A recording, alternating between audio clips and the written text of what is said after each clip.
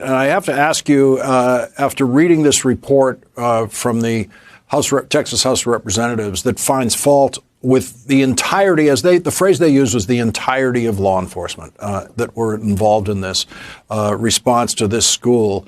What would you do on day one as governor in sitting down with whoever you would put in charge of the state police? I do everything in my power to make sure that we empower the state police to help us guarantee that this does not happen again in another school. And first and foremost, in a situation like this, that means that those DPS troopers, those school district officers, those local police officers go into that classroom and put themselves between that gunman and those kids. I think all of us to a person understand that, no one more so than those parents right now. Even more importantly, we've got to make sure that we don't have the availability of these kinds of weapons to 18-year-olds who were able to buy 2 AR-15s, hundreds of rounds of ammunition, and be better armed than many soldiers around the globe are, and to use those military-grade weapons against children, against teachers, against people who were completely innocent.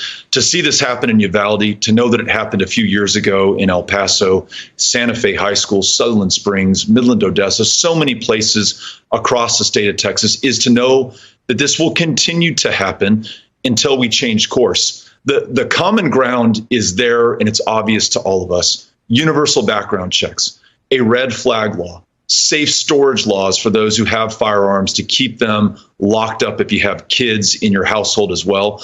That won't solve every incident of gun violence, but it will go a long way to solving many of those that we've seen happen in Texas and many that will happen in Texas until we take action. We just need a change in the leadership of this state to make that happen.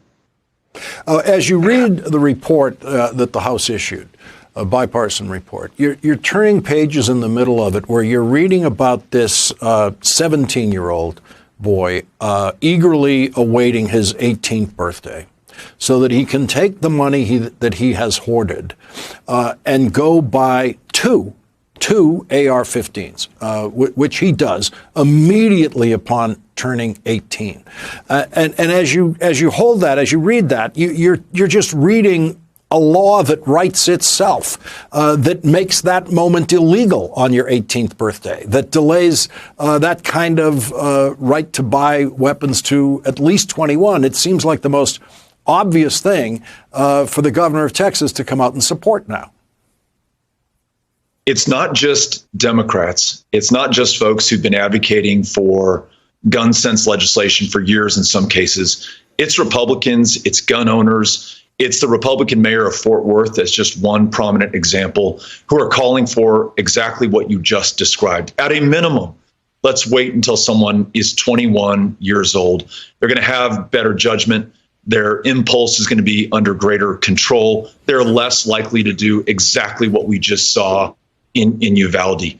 The fact that the governor of Texas is going in the opposite direction, that after the El Paso shooting that took the lives of 23 people, he signed into law a bill that allows nearly anyone to carry a gun in public without a background check, without any training or vetting whatsoever. After in the previous 5 years, 38,000 people were prevented from doing that by our previous license to carry laws, because police said, hey, this guy or this gal is just too dangerous to themselves or to someone else. They can't be armed.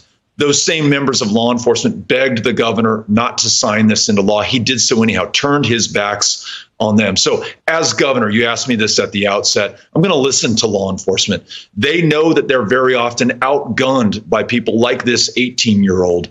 They know that they're putting the people in their communities that they were sworn to protect and to serve in greater harm. We don't have common sense laws on the books. We can do this. The majority of Texas is with us. We just need political leadership that will reflect that. And that's why we're running this race.